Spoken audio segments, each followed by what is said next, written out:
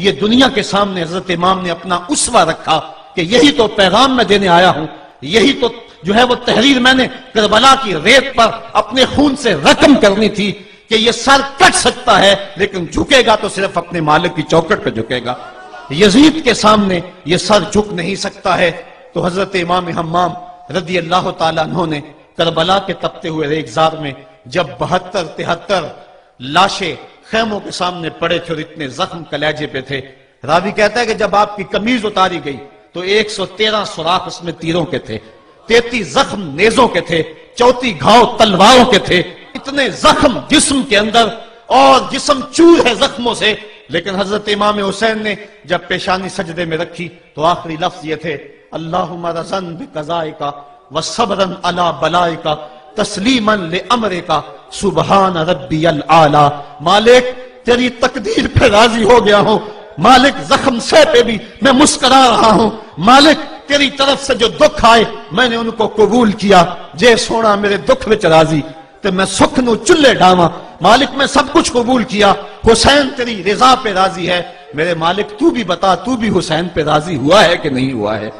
آواز آ رہی تھی اس پیاسے پر علی شیر خدا کو ناز ہے، اس نواسے پر محمد مصطفیٰ کو ناز ہے، اوروں نے بھی سجدہ کیا پر اس کا عجب انداز ہے، اس نے وہ سجدہ کیا جس پر خدا کو ناز ہے۔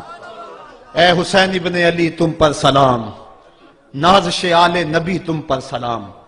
آج لہجہ بھی دم توڑ رہا ہے اور سورج بھی درد غروب سے زرد ہو رہا ہے، وقت کے دامن میں گنجائش نہیں کہ میں اس مضمون کو چھیڑوں، آؤ ہم سلام کرتے ہیں۔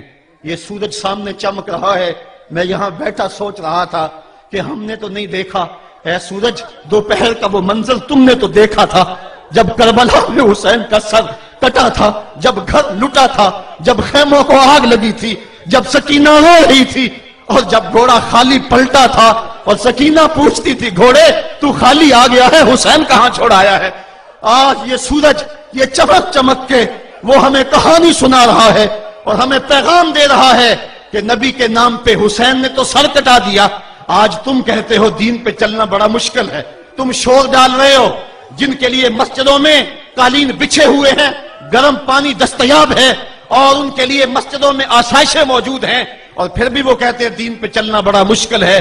ذرا دیکھو حسین ابن علی کو سجدے میں سر رکھ کے، پیشانی رب کے حضور رکھ کے حسین ابن علی کہہ رہے ہیں مالک میں سر کٹا کے بھی تیرے حضور حاضر ہوں اور تجھ پہ راضی ہوں، تو بھی بتا کہ تو بھی حسین پہ راضی ہے یا نہیں ہے۔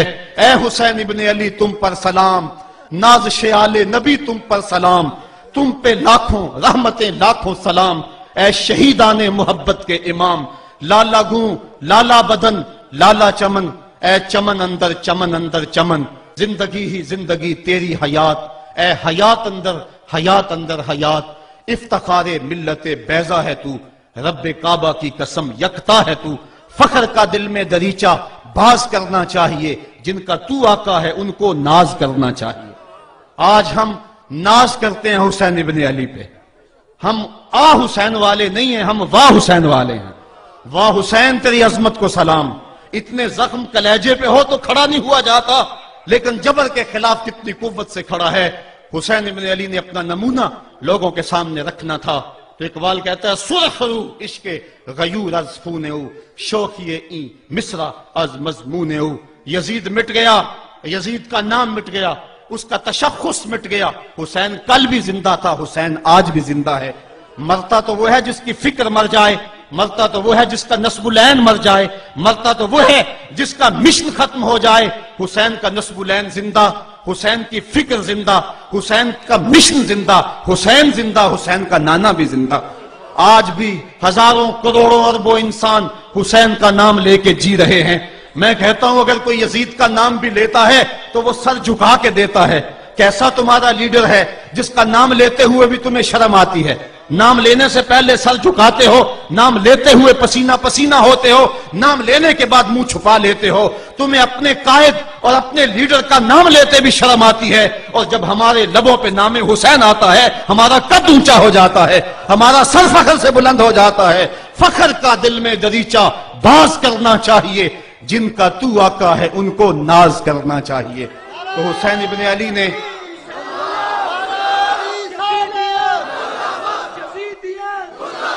کسی نے کہا تھا کہ یہ دو شہزادوں کی جنگ تھی، تو کسی نے بڑا خوبصورت جواب دیا.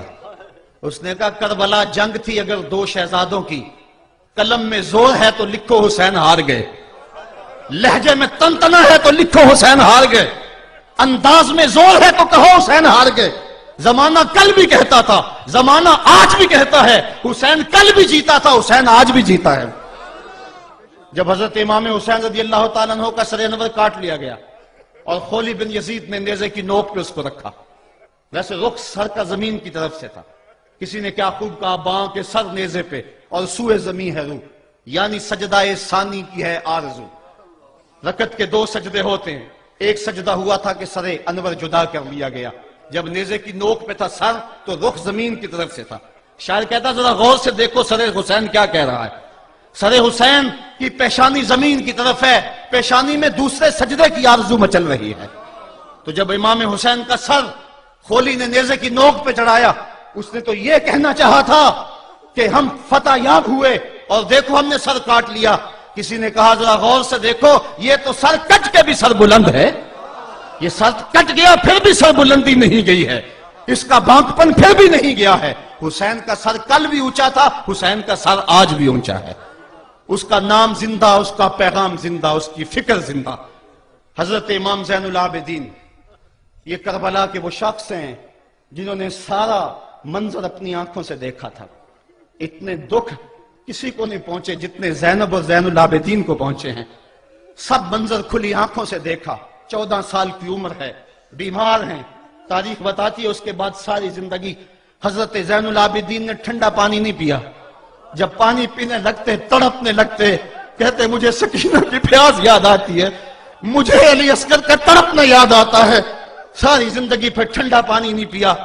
حضرت امام زین العابدین نے یہ سارا منظر کھلی آنکھوں کے ساتھ دیکھا تھا.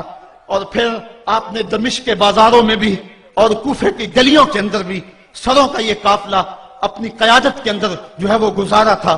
جب یزید کے دربار کے اندر حضرت امام زین العابدین پہنچے تو یزید نے پہلے تو جو ہے وہ دکھ کا اظہار کیا.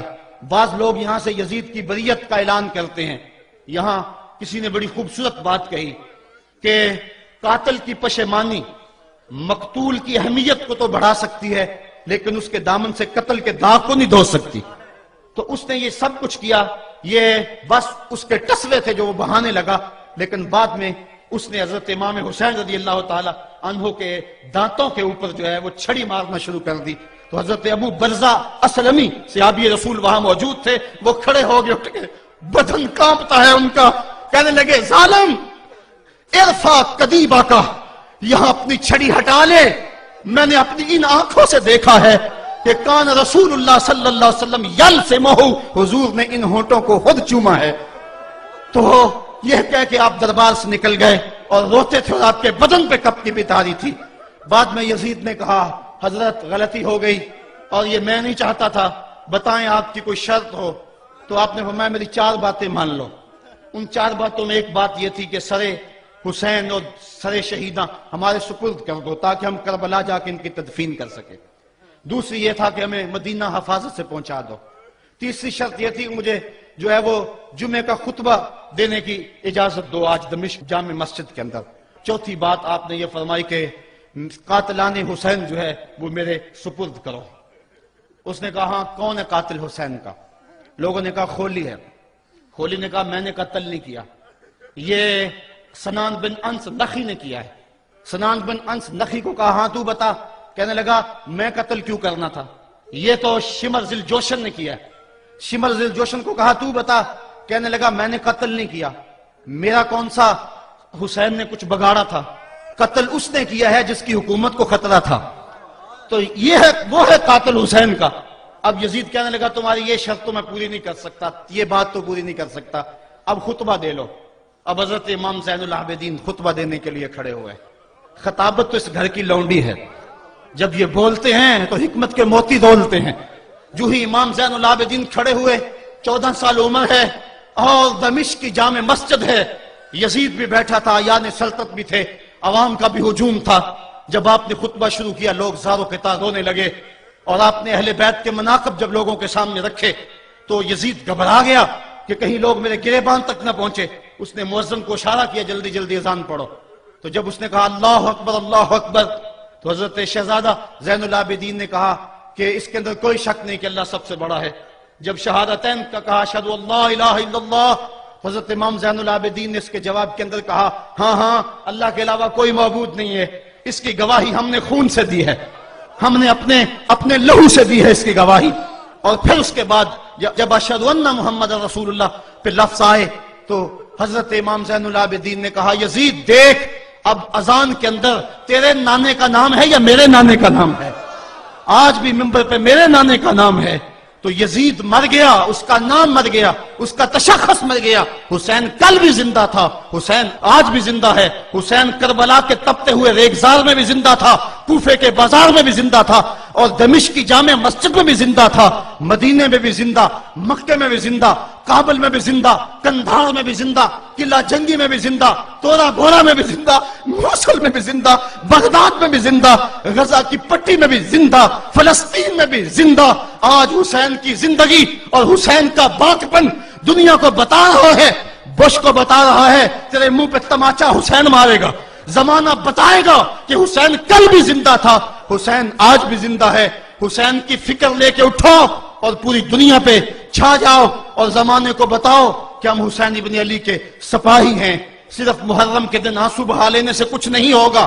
کیا صرف محرم حسین کا مہینہ ہے؟ نہیں، پورا سال حسین کا ہے، پوری زندگی حسین کی ہے، پورے زمانے حسین کے ہیں. یہ صرف عاشور کا دن یا عاشور کی شب ہی حسین کی نہیں، سارے زمانے حسین کے ہیں. کل بھی حسین کا تھا، آج بھی حسین کا ہے، کل بھی حسین کا ہوگا.